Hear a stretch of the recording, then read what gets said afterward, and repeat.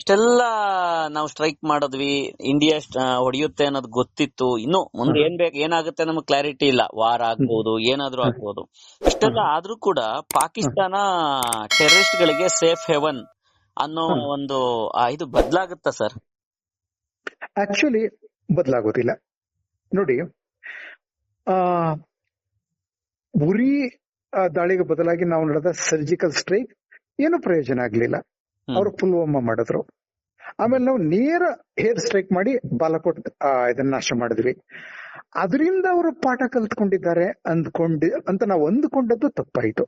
Okay, 6 ವರ್ಷಗಳ ನಂತರ ಅವರು ಪೆಹಲ್ಗಾಮ್ ನಡೆಸಿದ್ರು. ಹೀಗಾಗಿ ಈಗ ಇನ್ನೂ ದೊಡ್ಡ ಪ್ರಮಾಣದಲ್ಲಿ ಮಾಡಿದೀವಿ. ಇದರಿಂದ ಅವರು ಪಾಠ ಕಲಿತಾರೆ ಅಂತ ನಾನಂತೂ ಊಹೆ ಮಾಡೋದಿಲ್ಲ. ಅದೇ ರೀತಿಯಲ್ಲಿ ನಮ್ಮ ಪೊಲಿಟಿಕಲ್ ಲೀಡರ್ಶಿಪ್ ಮತ್ತೆ ನಮ್ಮ ಮಿಲಿಟರಿ ಲೀಡರ್ಶಿಪ್ ಸಹ ಪಾಕಿಸ್ತಾನ ಇನ್ನು ನಿಲ್ಲಿಸುತ್ತೆ ಅಂತ ಅವರು ಆಕ್ಚುಲಿ ಅಂತದ್ದು ನಿರೀಕ್ಷೆ ಮಾಡೋದಿಲ್ಲ. ಇದು ಏನು ಮಾಡಿದ್ದಾರೆ ಅಂತ ಹೇಳಿದ್ರೆ, ನಾವು ನಮ್ಮ ಈ ರಾತ್ರಿ ನಡೆದಂತ ದಾಳಿಗಳು ಏನ್ ತೋರಿಸ್ತವೆ ಅಂತ ಹೇಳಿದ್ರೆ, ನಾವು ನಮ್ಮ ಪ್ರತಿ ದಾಳಿಯನ್ನ ನಾವು ಹಂತ ಹಂತವಾಗಿ ನಾವು ಹೆಚ್ಚಿಸ್ತಾ ಹೋಗ್ತೀವಿ. ಈಗ ನಡೆದದ್ದು ಆಕ್ಚುಲಿ ಪ್ರಾಪರ್ ಪಂಜಾಬ್, ಅದ್ರ ಮೇಲೆ ನಾವು ದಾಳಿ ಮಾಡಿದ್ದೀವಿ ಅನ್ನೋದನ್ನ ತೋರಿಸಿದ್ದೀವಿ. ಇದರರ್ಥ ನಾವು ನಿಮ್ಮ ಎಲ್ಲಾ ಟೆರರಿಸ್ಟ್ ಕ್ಯಾಂಪ್ ಗಳನ್ನ ನಾಶ ಮಾಡಿದ್ದೀವಿ ಅಂತ ನಾವು ಹೇಳ್ಕೊತಾ ಇಲ್ಲ. ಅಂದ್ರೆ ಈಗಿನ ಟೆರರಿಸ್ಟ್ ಕ್ಯಾಂಪ್ ಗಳನ್ನ ನಾಶ ಮಾಡಿದ್ದೀವಿ. ಮತ್ತೆ ಆಕ್ಚುಲಿ ಇದು ಮುಂದೆ ನೀವು ಇದನ್ನ ಮುಂದುವರಿಸಿದ್ರೆ ನಾವು ಅಲ್ಲಿಗೂ ಸಹ ಆಕ್ಚುಲಿ ನಮ್ಮ ದಾಳಿ ಮುಂದುವರಿಯುತ್ತದೆ ಅನ್ನೋ ಒಂದು ಸೂಚನೆಯನ್ನ ನಾವು ಕೊಟ್ಟಿದ್ದೀವಿ. ಒಂದು ಆಯ್ತಾ. ಸೊ ಪಾಕಿಸ್ತಾನ ಇದನ್ನ ನಿಲ್ಲಿಸೋದಿಲ್ಲ ತನ್ನ ಒಂದು ಹರಕತ್ತುಗಳನ್ನ ಅನ್ನೋದು ಪೂರ್ಣವಾಗಿ ನಮ್ಗೆ ಗೊತ್ತಿದೆ. ಜೊತೆಯಲ್ಲಿ ಮತ್ತೇನಾಗಿದೆ ಅಂತ ಹೇಳಿದ್ರೆ, ನೋಡಿ, ಇವತ್ತಿನಿಂದ 3 ದಿನಗಳು ರಾಜಸ್ಥಾನ್ ಸೆಕ್ಟರ್ ನಲ್ಲಿ ನಮ್ದು ಏರ್ ಎಕ್ಸೈಸ್ ನಡೀತಾ ಇದೆ, ಶುರುವಾಗ್ತಾ ಇದೆ. ರಫೇಲ್, ಸುಖೋಯ್ 30 ಮತ್ತೆ ಇದು ಮಿರಾಜ್ 2000 ಅವೆಲ್ಲವೂ ಭಾಗಿಯಾಗ್ತಾ ಇವೆ. ಅಂದ್ರೆ ಇಂಥ ಒಂದು ಟೆನ್ಸ್ ಸಿಚುವೇಶನ್ ಅಲ್ಲಿ ರಾಜಸ್ಥಾನ ಜೈಸಾಲ್ಮೇರ್ ಎಲ್ಲಿದೆ, ಇದು ಇನ್ಫ್ಯಾಕ್ಟ್ ಬಹವಲ್ಪುರದ ಈ ಸೈಡ್ ನಲ್ಲಿ ಬಾರ್ಡರ್ ಆ ಕಡೆ ಬಹವಲ್ಪುರ್ ಇದೆ, ಈ ಕಡೆ ಜೈಸಾಲ್ಮೇರ್ ಇದೆ. ಅಲ್ಲಿ ನಾವು ಆಕ್ಚುಲಿ ಏರ್ ಎಕ್ಸೈಸ್ ಶುರು ಮಾಡಿದ್ದೀವಿ. ಇವತ್ತು 3 ದಿನಗಳು ನಡೀತೇವೆ. ಇದರ ಅರ್ಥ ಏನು, ಪಾಕಿಸ್ತಾನ ಇನ್ನೊಂದು ದೊಡ್ಡದೇನಾದ್ರೂ ಒಂದು ಪ್ರತಿ ದಾಳಿ ಏನಾದ್ರೂ ಹರಕತ್ ಮಾಡೋದು ಶುರು ಮಾಡಿದ್ರೆ ನೇರ ನಮ್ಮಿಂದ ವಾಯು ದಾಳಿ ಆರಂಭ ಆಗ್ತದೆ ಅಂತ. ಅಂದ್ರೆ ಈ ಸೂಚನೆಯನ್ನ ಆಕ್ಚುಲಿ ಇಂಡಿಯನ್ ಏರ್ಫೋರ್ಸ್ ಹೇಳ್ತಾ ಇರೋದೇನು, ಇದೆಲ್ಲ ಪ್ರೀ ಶೆಡ್ಯೂಲ್ಡ್ ಏರ್ ಎಕ್ಸೈಸ್ ಅಂತ ಮೊದಲೇ ಪ್ಲಾನ್ ಇತ್ತು ಅಂತ. ಆದ್ರೆ ಮೊದಲೇ ಪ್ಲಾನ್ ಇದ್ದದನ್ನ ಸಹ ಇಂಥ ಸನ್ನಿವೇಶದಲ್ಲಿ ನಾವು ಅದನ್ನ ಮುಂದೂಡಬಹುದಾಗಿತ್ತು. ಯಾಕಂದ್ರೆ ಇಂಥ ಸೂಕ್ಷ್ಮ ಸನ್ನಿವೇಶಗಳಲ್ಲಿ ಯಾವುದೇ ದೇಶ ಇಂಥ ಒಂದು ಎಕ್ಸೈಸ್ ಅನ್ನ ಮಾಡೋದಿಲ್ಲ. ಆಯ್ತಾ, ಮೊದಲೇ ಪ್ಲಾನ್ ಮಾಡಿದ್ರು, ಈಗ ಬೇಡ ಅಂತ ಹೇಳಿ ಮುಂದಕ್ಕೆ ಹಾಕ್ಬಿಡ್ತದೆ.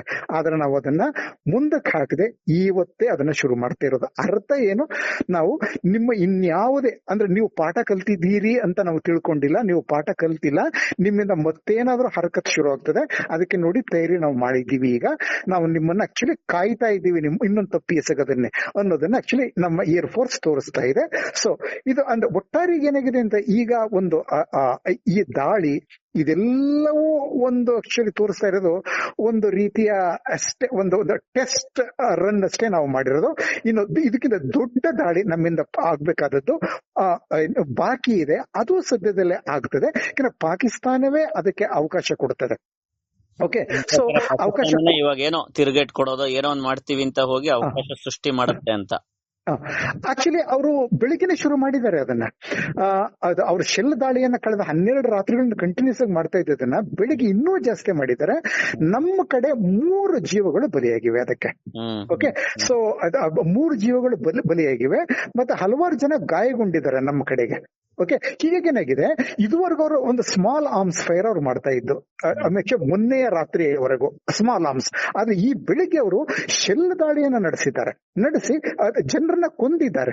ಮತ್ತೆ ಎಸ್ಪೆಷಲಿ ಆ ಒಂದು ಸಿಯಾಲ್ಕೋಟ್ ಸೆಕ್ಟರ್ ಮತ್ತೆ ಶಕರ್ಗರ್ ಸೆಕ್ಟರ್ ನಲ್ಲಿ ಅವರು ಕೆಲವು ಪೋಸ್ಟ್ ಗಳನ್ನ ಬಿಟ್ಟು ಓಡಿ ಹೋಗಿದ್ರು ಪಾಕಿಸ್ತಾನಿ ಸೈನಿಕರು ತಮ್ಮ ಫ್ಲಾಗ್ ಗಳನ್ನ ತಗೊಂಡು. ಆಯ್ತಾ, ಆ ರೀತಿ ಓಡಿ ಹೋಗಿದ್ದವರು ಇಂದು ಬೆಳಿಗ್ಗೆ ಶೆಲ್ ದಾಳಿಯನ್ನು ನಡೆಸಿದ್ದಾರೆ ಅಂತ ಹೇಳಿದ್ರೆ ಅವರು ನಮ್ಮ ವಿರುದ್ಧ ಇನ್ನು ದೊಡ್ಡ ತಮ್ಮ ಒಂದು ಅದು ಸುಯಿಸೈಡಲ್ ಆಗ್ತದೆ ಅವರಿಗೆ, ಆದ್ರೆ ಅವರು ಅದಕ್ಕೆ ತಯಾರಾಗಿದ್ದಾರೆ, ಅದನ್ನ ಮಾಡ್ತಾರೆ. ಸೊ ಹೀಗಾಗಿ ಏನಾಗಿದೆ, ನಾವು ಅದನ್ನ ಎಕ್ಸ್ಪೆಕ್ಟ್ ಮಾಡಿದೀವಿ, ನಮ್ಮ ಸರ್ಕಾರ ಎಕ್ಸ್ಪೆಕ್ಟ್ ಮಾಡಿದೆ, ನಮ್ಮ ರಕ್ಷಣಾ ಪಡೆಗಳು ಅದನ್ನ ಎಕ್ಸ್ಪೆಕ್ಟ್ ಮಾಡಿವೆ. ಓಕೆ, ಇದರ ಜೊತೆಯಲ್ಲಿ ನಾವು ಮತ್ತೊಂದು ಮಾಡಬೇಕಾದದ್ದು ಅಂದ್ರೆ POJಗೆ ಒಂದನ್ನ ತಗೊಳ್ಳೋದ್ರ ಜೊತೆಯಲ್ಲಿ ಬಲೂಚಿಸ್ತಾನವನ್ನ ಈಗ ಇಂಡಿಪೆಂಡೆಂಟ್ ಡಿಕ್ಲೇರ್ ಮಾಡಿಬಿಡ್ಬೇಕು. ಮೊದಲು ಬಲೂಚಿಗಳು ಡಿಕ್ಲೇರ್ ಮಾಡಬೇಕು. ಮಾಡಿದ ತಕ್ಷಣ ಅಫ್ಘಾನಿಸ್ತಾನ ಅದನ್ನ ರೆಕಗ್ನೈಸ್ ಮಾಡ್ತದೆ, ನಾವು ರೆಕಗ್ನೈಸ್ ಮಾಡಿಬಿಡ್ಬೇಕು. ಆಗ ಪಾಕಿಸ್ತಾನ ಎರಡೂ ಕಡೆಯಿಂದಲೂ ದಾಳಿಗೊಳಗಾಗ್ತದೆ. ಆಗ ಮಾಡಿ ಪಾಕಿಸ್ತಾನವನ್ನ ಮಧ್ಯದಲ್ಲಿ ಒಂದು ಇಕ್ಕಳದಲ್ಲಿ ಸಿಕ್ಕಿಸಿಕೊಳ್ಳಿಲ್ಲ ಅಂತ ಹೇಳಿದ್ರೆ ಅವರು ಪಾಠ ಕಲಿಯೋದಿಲ್ಲ.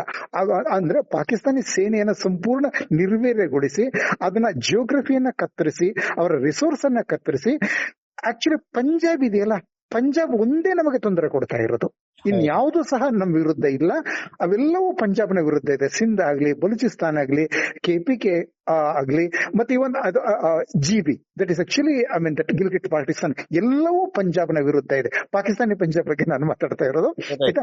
ಹೀಗೆ ನಾವು ಅವರೆಲ್ಲರ ಸಹಾಯ ತಗೊಂಡು ಪಂಜಾಬ್ ಒಂದನ್ನ ಸುತ್ತುವರಿಸಿ ಅದನ್ನ ಜಾಲಾಡಿ, ಹೇಗೆ ಅಮೆರಿಕನ್ ಸೇನೆ ಇರಾಕ್ ನಲ್ಲಿ ಓಕೆ ಇಡೀ ದೇಶವನ್ನ ಒಂದು 7-8 ವರ್ಷಗಳು ಜಾಲಾಡಿ ಅಲ್ಲಿಯ ಎಲ್ಲ ಒಂದು ಇಸ್ಲಾಮಿಕ್ ಟೆರರಿಸ್ಟ್ ವ್ಯವಸ್ಥೆಯನ್ನ, ಅವರ ಶಸ್ತ್ರ ಸಂಗ್ರಹವನ್ನ ನಾಶ ಮಾಡುತ್ತೋ, ಅದನ್ನ ಪೂರ್ಣವಾಗಿ ನಮ್ಮ ಸೇನೆ, ಇವನ್ ಅಫ್ಘಾನಿಸ್ತಾನ ಸೇನೆ ನಮ್ ಜೊತೆ ಸೇರ್ಕೊಳ್ತದೆ. ಕೊನೆಗೆ ಬಲೂಚಿಸ್ತಾನ ಸಹ ಅವರು ಇಂಡಿಪೆಂಡೆಂಟ್ ಸ್ಟೇಟ್ ಆಗಿ ಅವ್ರದೇ ಆರ್ಮಿ ಆದ್ರೆ ಅವರು ನಮ್ ಜೊತೆ ಸೇರ್ಕೊಳ್ತಾರೆ. ಪಂಜಾಬ್ನ ಇಂಚಿಂಚಿನ ಹುಡುಕಿ ನಾಶ ಮಾಡದೆ, ಆಯ್ತಾ, ಇದು ನಿಲ್ಲೋದಿಲ್ಲ. ಬಹುಶಃ ನಮ್ಮ ಒಂದು ರಾಜಕೀಯ ಮತ್ತು ಸೇನಾ ನಾಯಕತ್ವ ಅದ ಅಂತಿಮ ಗುರಿ ಇದೆ. ಹಾಗಿದ್ರೆ ಅಫಿಷಿಯಲಿ ವಾರ್ ಅನ್ನೋದು ಶುರುವಾಗೋ ಚಾನ್ಸಸ್ ಇದೆ? ಶುರುವಾಗೋಗಿದೆ. ಯಾಕಂದ್ರೆ ಪಾಕಿಸ್ತಾನ, ನಾವು ಇಂಡಸ್ ವಾಟರ್ ಟ್ರೀಟಿಯನ್ನ ನಾವು ಸಸ್ಪೆನ್ಷನ್ ಇಟ್ಟುವಲ್ಲ, ಆವಾಗಲೇ ಯುದ್ಧ ಶುರುವಾಯಿತು. ಯಾಕಂದ್ರೆ ಪಾಕಿಸ್ತಾನ ತನ್ನ ಅಸ್ತಿತ್ವಕ್ಕೆ ಅತಿ ಮುಖ್ಯ ಅಂತ ತಿಳ್ಕೊಳ್ಳೋದು ಇಂಡಸ್ ವಾಟರ್ ಟ್ರೀಟಿಯನ್ನ.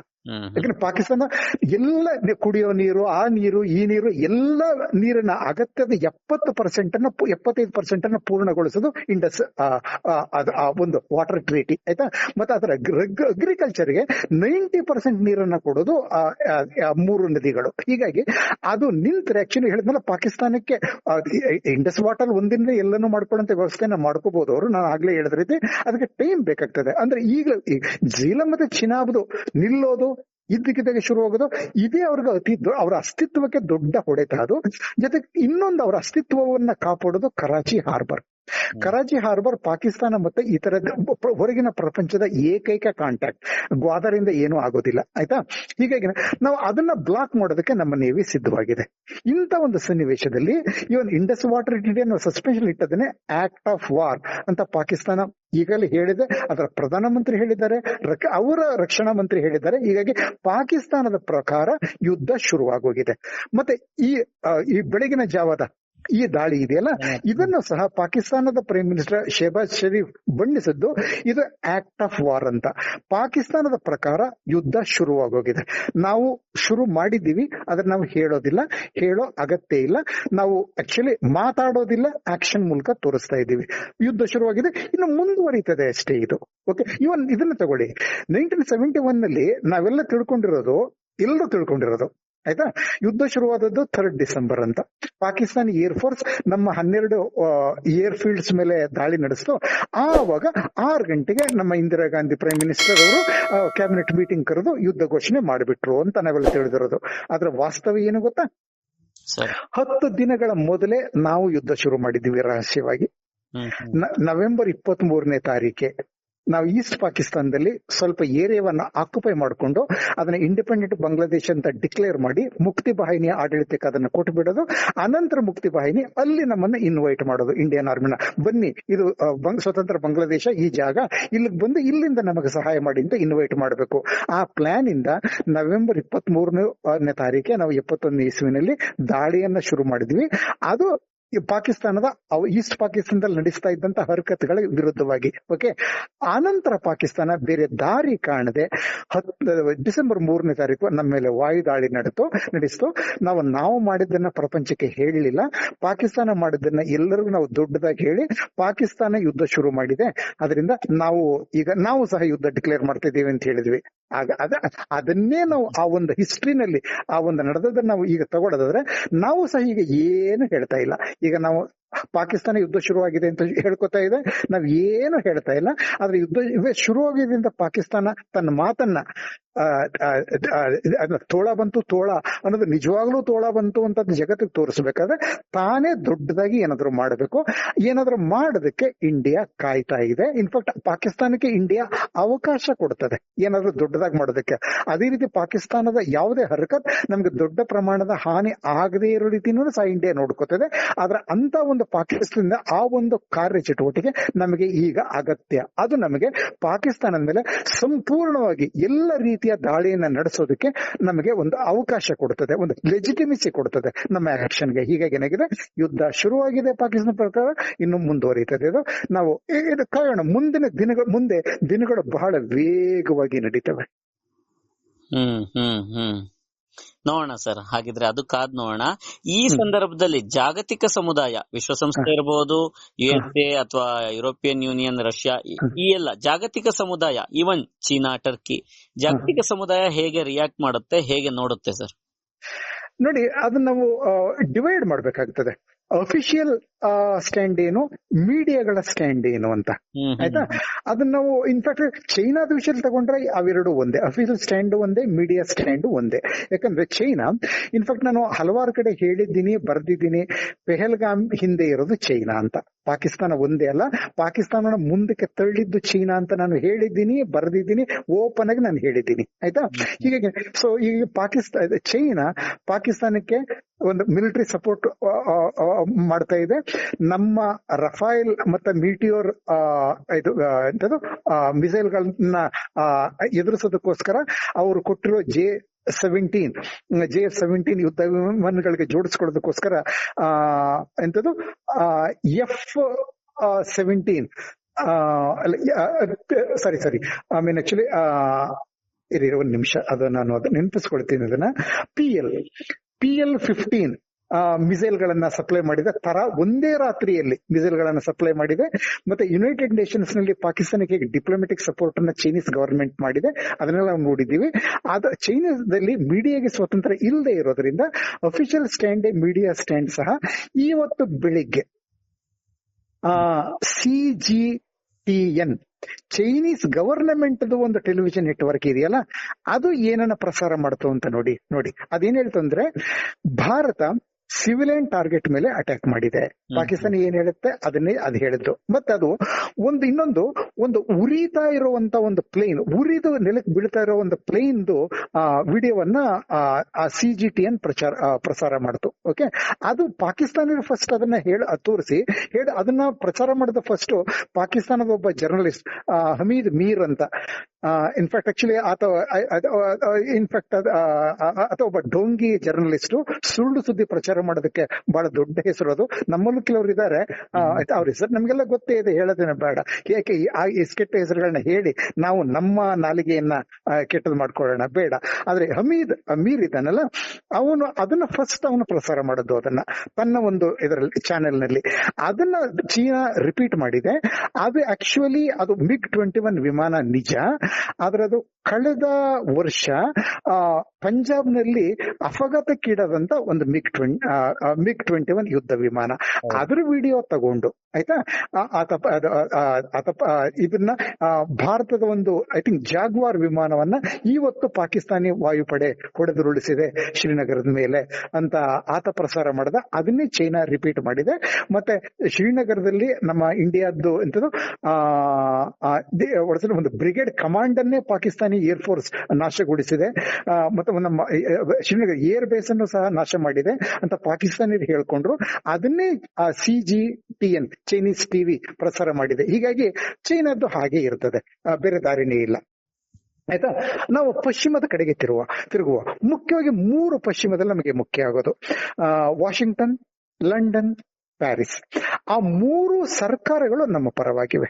ಇನ್ಫ್ಯಾಕ್ಟ್ ಈ ಒಂದು ಈ ರಾತ್ರಿಯ ದಾಳಿ ನಡೆಸೋದಕ್ಕೂ ಮೊದಲು ಪೆಹಲ್ಗಾಮ್ ಹತ್ಯಾಕಾಂಡ ಆದಾಗಲೂ ಆ 3 ಸರ್ಕಾರಗಳು ನಮ್ಮ ಪರವಾಗಿ ಮಾತಾಡೋದು. ರಷ್ಯಾದ ಸೆಪರೇಟ್, ಅದನ್ನ ಬೇಕಾದ್ರೆ ನಾನು ಕೊನೆಯಲ್ಲಿ ಹೇಳ್ತೀನಿ ನಾನು, ಅದು ಇನ್ನೂ ದೊಡ್ಡದು, ಅದು ನಮ್ಮ ಪರವಾಗಿ. ಆದ್ರೆ ಈ 3 ನಮಗೆ ಇನ್ನು ಮುಖ್ಯ ಆಗ್ತವೆ. ಲಂಡನ್, ವಾಷಿಂಗ್ಟನ್ ಅಂಡ್ ಪ್ಯಾರಿಸ್ ಸರ್ಕಾರಗಳು ನಮ್ಮ ಪರವಾಗಿ ಸ್ಟೇಟ್ಮೆಂಟ್ ನ ಕೊಟ್ಟು, ಆಯ್ತಾ. ಆದ್ರೆ ಆವಾಗಲೂ ಸಹ ಅಲ್ಲಿಯ ಮೀಡಿಯಾ ಇದೆಯಲ್ಲ, ಅಮೆರಿಕದ ನ್ಯೂಯಾರ್ಕ್ ಟೈಮ್ಸ್ ಆಗಲಿ, ಬ್ರಿಟನ್ BBC ಆಗಲಿ, ಅಥವಾ ಫ್ರಾನ್ಸ್ 24 ಆಗಲಿ, ಸಂಪೂರ್ಣವಾಗಿ ನಮಗೆ ಅನುಕೂಲಕರವಲ್ಲದಂತ ಒಂದು ವರದಿಯನ್ನು ಪ್ರಸಾರ ಮಾಡೋದು. ನ್ಯೂಯಾರ್ಕ್ ಟೈಮ್ಸ್ ಹೇಳಿದ್ದೇನು, ಅದು ಗನ್ ಮೆನ್ ಅಂತ. ಅದಕ್ಕೆ ಅದರ ಅಮೆರಿಕದ ಸ್ಟೇಟ್ ಡಿಪಾರ್ಟ್ಮೆಂಟ್ ಇಂದನೇ ಓದಿತಾ ಬಿತ್ತು. ತಮ್ಮ ಅಲ್ಲಿ ಸ್ಟೇಟ್ ಡಿಪಾರ್ಟ್ಮೆಂಟ್ ಏನ್ ಮಾಡ್ತು, ಅವರು New York Times we will fix you ಅಂತ ಅವರು ಅಂತ ಟ್ವಿಟರ್ ನಲ್ಲೇ ಇದು ಮಾಡಿದ್ರು. ಇದನ್ನ ಗನ್ ಮೆನ್ ಅಂತ ಯಾಕೆ ಹೇಳ್ತೀರಿ, ದೇ ಆರ್ ಟೆರರಿಸ್ಟ್ ಅಂತ ಅಮೆರಿಕದ ಸ್ಟೇಟ್ ಡಿಪಾರ್ಟ್ಮೆಂಟ್ ನ್ಯೂಯಾರ್ಕ್ ಟೈಮ್ಸ್ ಗೆ ಓದೈತಾ ಕೊಡ್ತು, ಆಯ್ತಾ.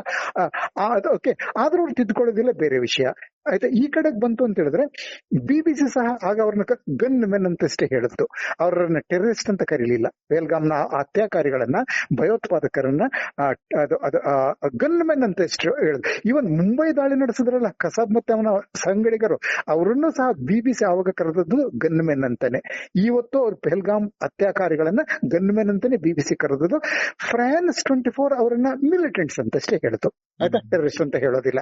ಹೀಗಾಗಿ ಸರ್ಕಾರಗಳು ನಮ್ಮ ಪರವಾಗಿವೆ, ಮೀಡಿಯಾ ನಮ್ಮ ಪರವಾಗಿ ಇಲ್ಲ, ಆಯ್ತಾ. ಪೂರ್ಣ ಪಾಕಿಸ್ತಾನದ ಪರವಾಗಿ ಅಂತ ನಾನು ಹೇಳೋದಿಲ್ಲ, ನಾನು ಹೇಳೋದು ನಮ್ಮ ಪರವಾಗಿ ಇಲ್ಲ ಅಂತ ನಾನು ಹೇಳೋದು. ಅದನ್ನೇ ನಾವು ಈಗಲೂ ನೋಡ್ತಾ ಇದ್ದೀವಿ. BBC ವರದಿ, ಆಯ್ತಾ. ಐ ಮೀನ್ ಆಕ್ಚುಲಿ ಅಲ್ಲಿ ಆ ವರದಿ ಇದೆಯಲ್ಲ, ಮಸೂದ್ ಅಜರ್ನ ಒಂದು ಹೇಳಿಕೆಯನ್ನ ಪ್ರಸಾರ ಮಾಡೋದಾಗ್ಲಿ, ಸಿವಿಲಿಯನ್ ಟಾರ್ಗೆಟ್ಸ್ ಆಗಿದೆ ಅಂತ ಹೇಳೋದಾಗ್ಲಿ, ಹೀಗಾಗಿ ಅವುಗಳ ಒಂದು ರಿಪೀಟ್ ಮಾಡ್ತೀನಿ, ಮತ್ತೆ ಹೇಳಿದೀನಿ, ಅದು ಎಷ್ಟು ಹೇಳಿದ್ರು ಇಷ್ಟೇ. ಅದು ಅಲ್ಲಿ ಸರ್ಕಾರಗಳು ನಮ್ಮ ಪರವಾಗಿವೆ, ಮೀಡಿಯಾಗಳು ನಮ್ಮ ಪರವಾಗಿಲ್ಲ, ಆಯ್ತಾ. ಇಲ್ಲಿ ನಮ್ಗೆ ಒಂದು ದೊಡ್ಡ ಆಶಾಕಿರಣ ಅಂತ ಹೇಳಿದ್ರೆ ರಷ್ಯಾ ಸರ್ಕಾರ, ಮೀಡಿಯಾ ಎಲ್ಲವೂ ನಮ್ಮ ಪರವಾಗಿವೆ ಸಂಪೂರ್ಣವಾಗಿ. ಹಾ ಸರ್, ಆಗ್ಲಿ ಸರ್. ಬಹಳಷ್ಟು ವಿಚಾರ ಇದೆ ತಮ್ಮ ಜೊತೆ ಮಾತಾಡಿದ್ರೆ, ಎಷ್ಟೊತ್ತು ಮಾತಾಡಿದ್ರು ಬಹಳಷ್ಟು ವಿಚಾರಗಳು ತಿಳಿತಾನೆ ಇರುತ್ತೆ. ಈಗ ನೋಡೋಣ ಸರ್, ನಮ್ಮ ಸರ್ಕಾರ ಅಥವಾ ನಮ್ಮ ಸೇನೆಯ ಮುಂದಿನ ನಡೆ ಹೇಗಿರುತ್ತೆ. ಪಾಕಿಸ್ತಾನ ಏನಾದ್ರೂ ರಿಟಾಲಿಯೇಷನ್ ಮಾಡುತ್ತಾ, ಅಂದ್ರೆ ಪ್ರಾಪರ್ ಆಗಿ ನನಗೆ ಇವಾಗ ಮಾಡ್ತಿರೋದು ಅಪ್ರಚೋದಿತ ಅಂತ ಹೇಳ್ಕೊಂಡು ಏನೋ ಮಾಡ್ತಿದ್ದಾರೆ, ನೋಡೋಣ ಏನಾಗುತ್ತೆ ಅಂತ ಹೇಳಿ. ಮತ್ತೆ ಇನ್ನೊಮ್ಮೆ ಸಿಗೋಣ sir. Thank you so much boss TV ಜೊತೆ ಮಾತಾಡಿದ್ದಕ್ಕೆ. ನಿಮ್ಗೂ ಧನ್ಯವಾದಗಳು, ನಿಮ್ಮ ವೀಕ್ಷಕರಿಗೂ ಧನ್ಯವಾದಗಳು. ನಮಸ್ಕಾರ ಸರ್. ನಮಸ್ಕಾರ. ನಮಸ್ತೆ. ಲೇಟೆಸ್ಟ್ ಹಾಗೂ ಇಂಟ್ರೆಸ್ಟಿಂಗ್ ಸುದ್ದಿಗಳಿಗಾಗಿ ಬಾಸ್ ಟಿವಿ ಕನ್ನಡ ಚಾನೆಲ್ನ ಸಬ್ಸ್ಕ್ರೈಬ್ ಮಾಡಿ, ಹಾಗೆಯೇ ಬೆಲ್ ಐಕಾನ್ ಪ್ರೆಸ್ ಮಾಡಿ.